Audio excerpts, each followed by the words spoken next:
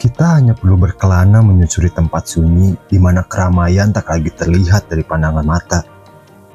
Selanjutnya, nikmati saja di mana tubuh ini berada. Tak perlu melakukan apa-apa, cukup duduk saja dan sadari bahwa kita hidup.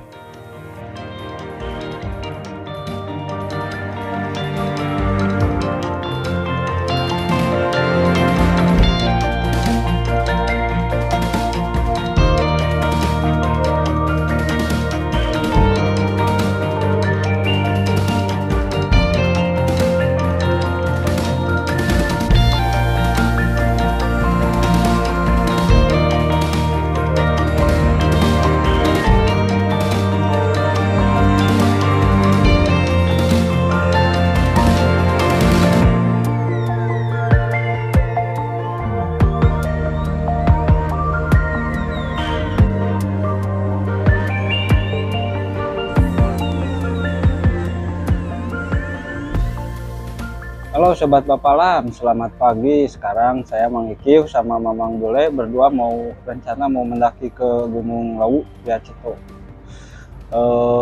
Sebelumnya kita berangkat dari Bandung sekitar setengah 6 lah, pakai bus Budiman nyampe terminal apa ini lah, Tirto Nadi. Tirto Nadi kita nyampe kurang lebih setengah 2 kalau nggak salah. Untuk tarif Budiman dari Bandung Solo Tirto Nadi sekitaran 230.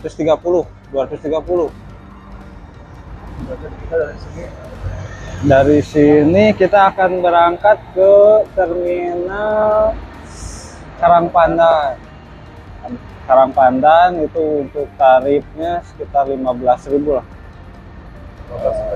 Nah, gitu. Kita dari sini sampai sini setengah 2, kita nunggu setengah 5 ya Mama, baru ada bisnya.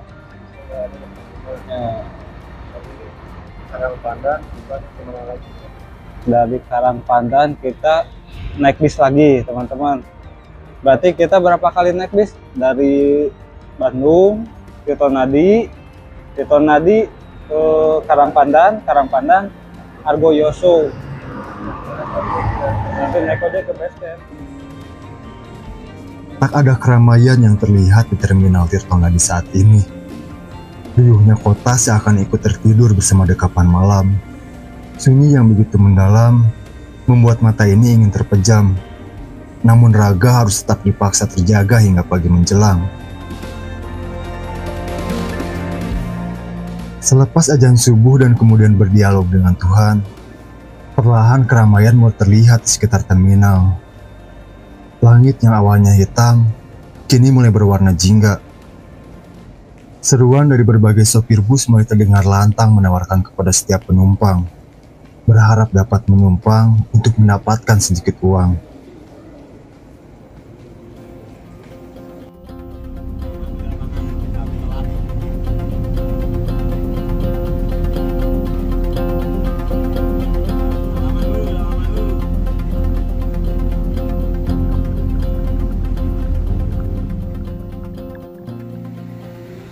Nuansa pedesaan mulai terasa tatkala kami tiba di terminal Karangpandan. Tak begitu banyak manusia yang berlalu lalang. Semua harmoni dengan sejuknya udara yang kami hirup. Mungkin hal seperti inilah yang kami butuhkan untuk saat ini. Bukan uang atau kekayaan, hanya butuh sedikit sentuhan dari alam, agar raga dan jiwa ini tetap waras.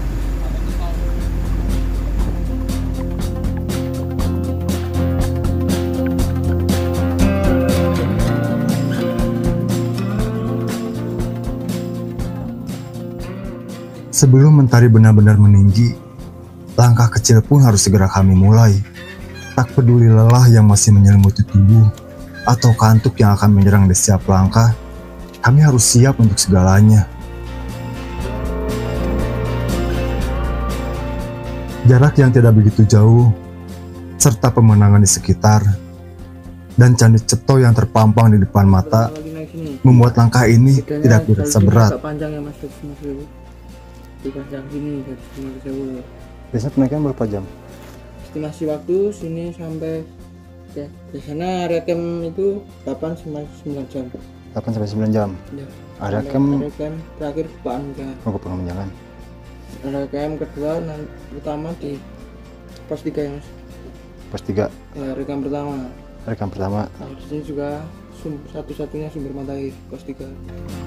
Saya rekam kedua di pos 3. Setelah di briefing kemudian membayar biaya registrasi sebesar Rp20.000, jam di tangan pun memaksa kami berdua untuk mulai melangkah. Trek yang sudah tertata rapi, karena memang di awal perjalanan, kami berada di pinggiran kawasan Candi Ceto.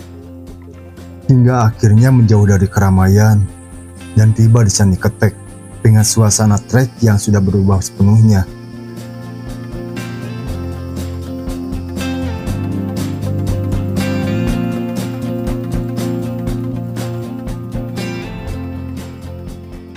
Ada yang unik di pendakian Gunung Lawu via Candi Ceto ini. Sebelum melanjutkan langkah menuju Senang Tujuh Pancuran, semua pendaki diwajibkan mengenakan kain yang sudah disediakan. Entah tujuannya untuk apa, percaya atau tidak percaya, kita hanyalah manusia yang sudah diajarkan untuk saling menghargai dan saling bertoleransi. Memakai kain jari atau kain selendang yang sudah kami sediakan di sini. Jika kita nanti memasuki wilayah wisata Pamuk Sumber Jaya, maka untuk seluruh anggota pendakinya itu dimohon untuk memakai kain tersebut seperti pendaki yang lainnya ya, mulai dari altar sana sini sampai ke Sendang Pancuran 7, itu kurang lebih jaraknya 200 meter. Nanti kainnya dilepas kembali nanti dari saat petugasnya ya. Nanti untuk cara pemakaian kainnya, silakan dipakai senyaman mungkin, bisa diikat kepala, ikat pinggang maupun jadikan sal. Yang penting merasa nyaman saja ya. Dan untuk retribusi, maaf orang itu 5.000, nanti masukin aja di dalam pos kotaknya. Dan nanti di sini ada sendang gitu ya, ada kolam pos pancuran. Kalau mau digunakan mata airnya untuk keperluan mendakinya, kami persilakan sebaik mungkin untuk diminum maupun nanti untuk bersih-bersih diri.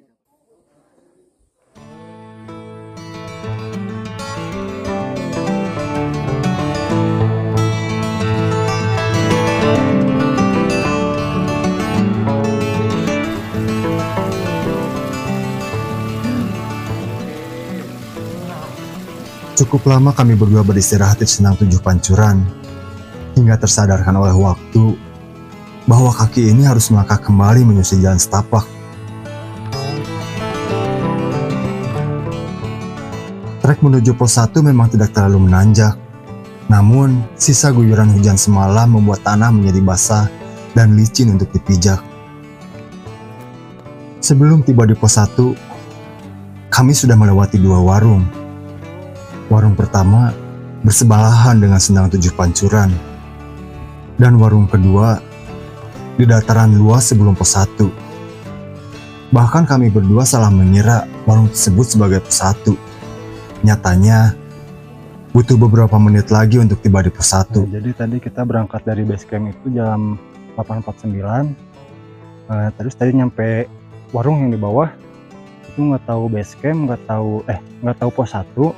Atau bukan sih, tadi kita nyampe situ jam 10 pas. Kurang lebih perjalanan dari base camp situ 1 jam sampai 1 jam setengah.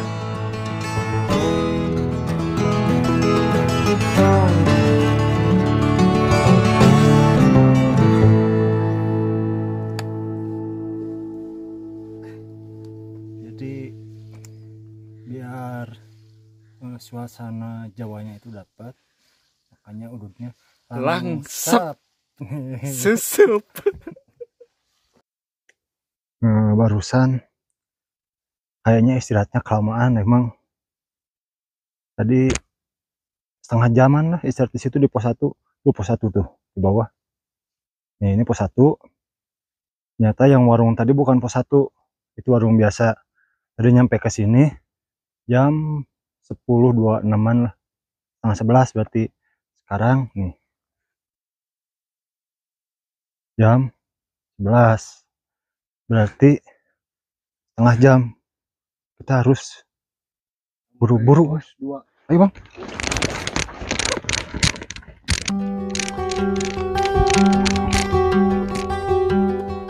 Jalur menuju pos 2 sepertinya akan lebih berat dari sebelumnya. Tanah yang lengket dan licin akan menjadi tantangan kami selanjutnya. Belum lagi tubuh ini yang kian melemah. Sisa perjalanan Bandung Solo yang kami habiskan tanpa tertidur dan beristirahat jelas membuat kaki ini terasa berat di setiap langkahnya. Namun inilah pilihan. Di sisa libur kerja yang hanya sesaat, harus kami gunakan demi sebuah rindu. Kami tahu jika rindu ini berat, dan mungkin inilah yang dinamakan candu, di mana tubuh dan pikiran dapat kembali selaras tanpa dipaksa. Lanjut lagi.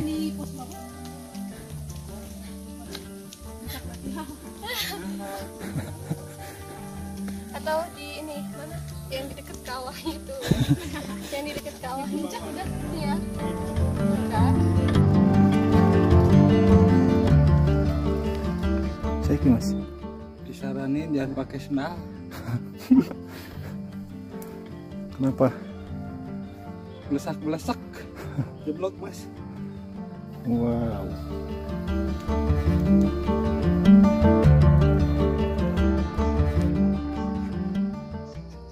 Apa Mas? Mau tutor pakai topi rimba? Ya, Mas. Tutorial cara pakai topi rimba. Ada perang Mas. Militer.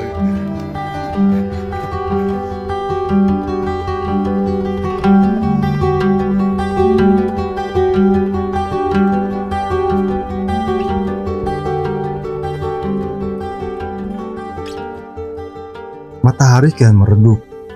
Dingin yang datang seakan membawa basah di setiap langkah. Jam di tangan yang sudah menunjukkan pukul 12 memaksa kaki ini harus kembali melangkah. Namun seringkali tubuh ini enggan untuk serasi. Besar. Rezeki anak soleh. Terus sih, yang ngetes lah. Arek ngetes.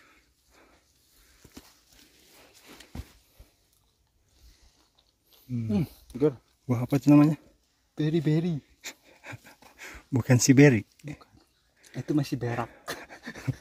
Biar ulah nontonnya, ulah ambek.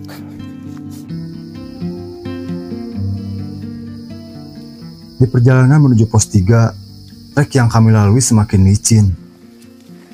Air mata Tuhan pun seakan mempermainkan mental di setiap langkahnya. Sesaat bergemericik, namun sesaat juga mereka hilang terbawa angin. Rencana ngecamp? Pos 3 namun tour like log pos 3 namun obat tidak rekomend ya. Kurang. Mas kalau masih kuatnya pos 5. Insya Allah. Insya Allah. Ya, lanjut. Yo. Gas. Gas 2 kilo.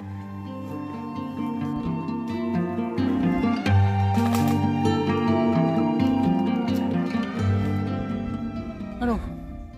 Makin ke atas makin sangar. Pedih. Cang-cangnya mah cang-cang.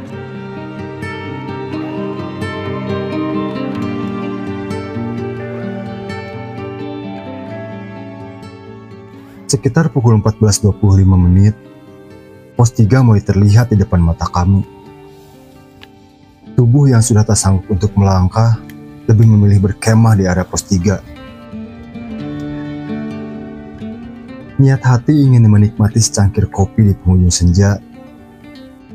Nyatanya, gemuruh yang datang telah merubah jingga menjadi hujan.